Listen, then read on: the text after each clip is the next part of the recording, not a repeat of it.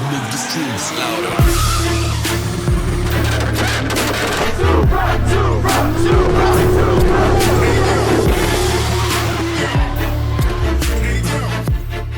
What's up, guys, and welcome back to the channel. Hope you guys enjoyed New Car Week. Garrett, what did you think of New Car Week? I can't not like the builds. We got to see get them done. I guess that's kind of one of the issues too, is that we literally revealed about 6 crazy builds on the channel that all need done within the next couple months. It wasn't like, hey, we're gonna start this one next week, and I know like the free 240SX, everybody was stoked on that. Pretty intense. I like that. It's a cool car, but the thing that we actually have to do right now is work on the Supra. So we have, how many days? What is today? Today's the 19th.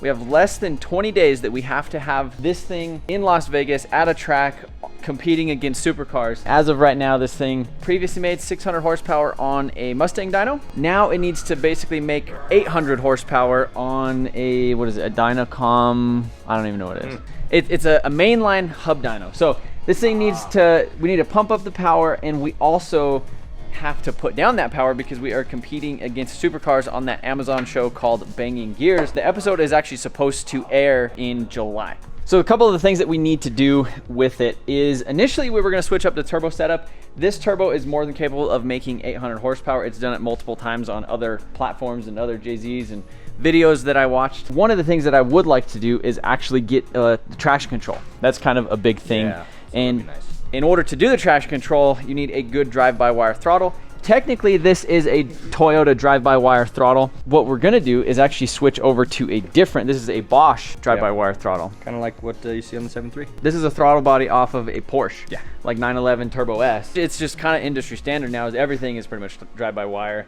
And it works good for traction control, it works good for torque management, for a lot of things. It's easy to tune, you can tune it with the ECU master. You don't have any issues with throttle pedals or delay or anything like that. Literally, you can tune it basically as fast as you want. So Garrett actually has some flanges over here. Yeah, so we'll start with the one that's kind of like a weld-on adapter.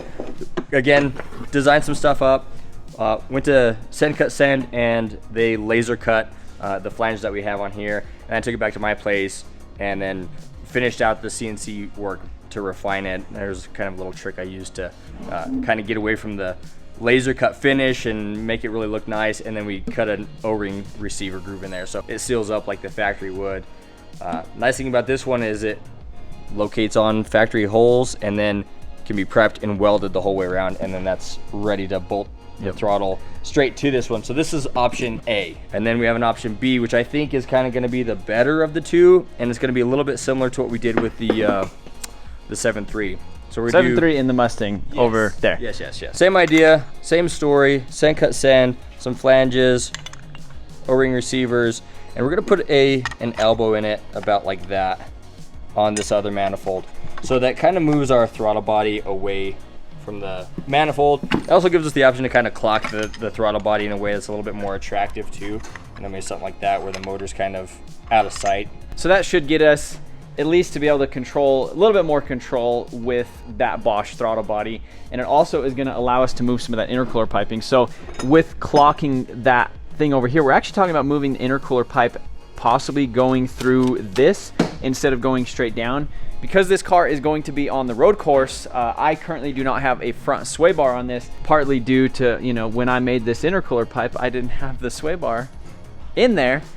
So we're also gonna be able to change this intercooler pipe, and you can see we have this Vibrant HD clamp right here that actually, if you go ahead and just pull this thing off, oh my goodness. Basically for the Bosch adapters, there are some companies that make an adapter that literally, this is the same as that. And so we don't have any couplers or boost leaks or any of that stuff. And we already have one of the Vibrant HD clamps on that side. Somewhere about like that as an angle, and I think that's gonna shoot us pretty nice for, you know, doing all the things we need to do, getting the sway bar, getting the charge pipes even a little bit shorter by, you know, almost a foot. So that's always nice too, and yeah, nice line of sight to the throttle. We'll be getting rid of this kind of ugly-ish throttle cable. I mean, it's not the prettiest thing in the world. We're gonna clean up that intake manifold after we either get it welded or bolted on, whatever adapter we decide to do to get this over here.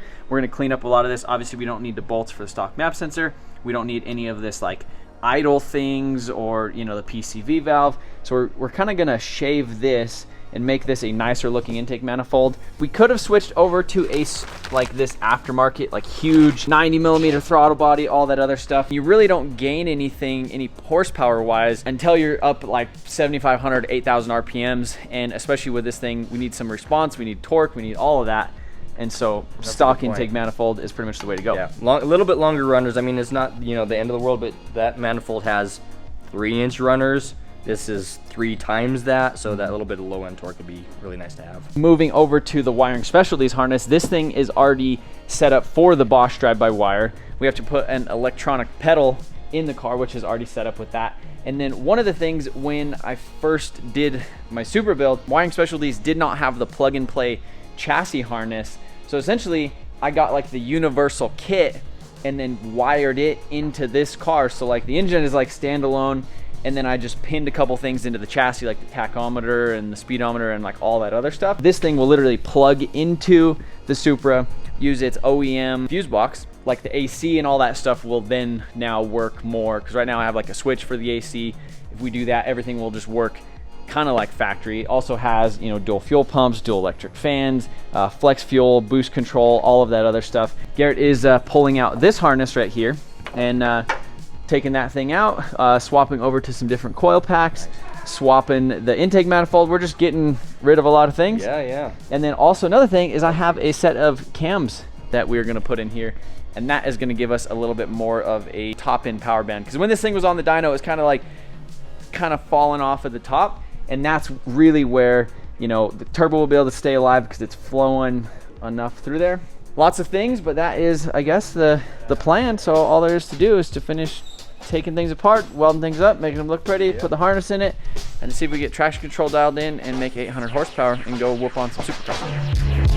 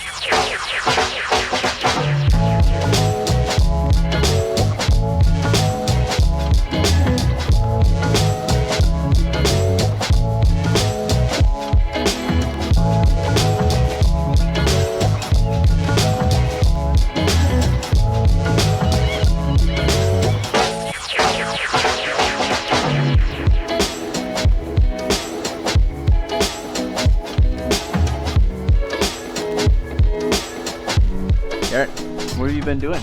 A lot of time lapse. Lots of time lapse. Intercooler piping. And look at this, you cut up my engine bay. I know. The tragedy. Did it very carefully though, so hopefully it didn't damage anything. Yeah, he did ask me before he did it. He's like, hey, what do you think about doing this? And because we were initially, you know, my initial straight out 90 down, 90 this way, 90 that way, 90 this way. Whereas here, we got a 45, we got a 45, we got a 90, kind of a 60 to another 45 into the intercooler. A lot more subtle, straight shot to the throttle, fewer harsh bends, especially bends right at the throttle. We were just talking about how that can affect performance, is having a bend right before a throttle. So straight shot at the throttle is pretty nice. The Vangeon clamps and all that stuff, everything is pretty well. This is tacked up right here. Yeah. This thing's all welded up. I really like that. Initially, I wasn't really sure what to think. My beautiful tubs over here. And we have this intake. You kind of have a 45. You kind of have this going over there. So it's kind of, it's like an elephant. Yeah, there you go. Like, you got a nice tusk, yep, you know, symmetry there. Exactly. So now we got to see if we can get this all out in one piece without having to pull the bumper. It'd be nice to be able to get that in and out without having an issue, but worst case scenario, we had another HD clamp like that somewhere inside the bumper area to kind of make it easier to work with. And so that's what, right here, this is pretty much what I had on the car already. Not, was it this coupler? It was a straight one. Yeah, so I had 3-inch couplers right here. We didn't have the Vangeon clamps, but we could always do that in the future. And also, if we wanted to, we could add one like right here or here, just in case we ever did need to pull the charge pipe off without having to do that. Or we could even do one like right here. Possibly, yeah. You know, just to... Whatever makes the work easier. If we ever needed to service anything or... Big upside of this too, aside from, you know, needing to do it for the Bosch throttle body, but we get to add the sway bar back in, which should be pretty helpful on the track. Garrett got the new wiring harness installed on here. So we got the wiring harness, I guess it's in the engine bay. Kind of draped in, yeah. And the previous harness did not have this boot. So this is the one that has the boot. This is the Supra engine bay like integration. So we have like the oil level sensor, which will go to the oil pan, which I think I threw away. I don't really need that thing anyhow. That would have been nice to actually have on the drift car. We have the AC compressor, all that stuff, which is actually factory integrated and will plug straight into the factory harness. Inside over here, we have this little Busman fuse box. So essentially you need to get rid of that. This is the old chassis integration harness, whereas you can see down here, this chassis integration harness just plugs straight in to it, and then there's some wires that actually go like for this guy. So this is the main Supra plug, and this is where a lot of the chassis is actually going to get its stuff. This thing technically had 2 fuel pumps, 2 fan relays, and the ignition relay. Because they didn't have the Supra harness at the time, need to add 4 relays at least. 2 fuel pumps, 2 fans, but that will definitely clean up some stuff underneath the dash right here. So I'm going to kind of work on that stuff a little bit when Garrett finishes up the stuff on the front of the car.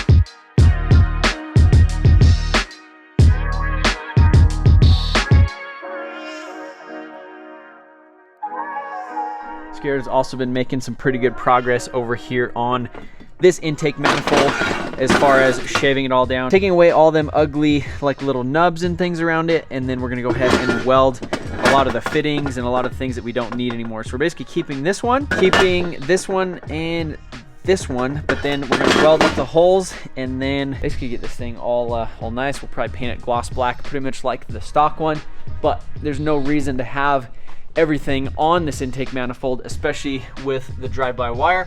We don't need this bracket. We don't need a lot of these hoses and fittings and things that essentially just don't do anything anymore. So if we could kind of clean it up, I think this is going to be a really good, nice, clean intake manifold setup, especially for a street Supra. We're going to keep making a lot of that torque down low. It's pretty stoked on how this intercooler piping and all that stuff is turning out.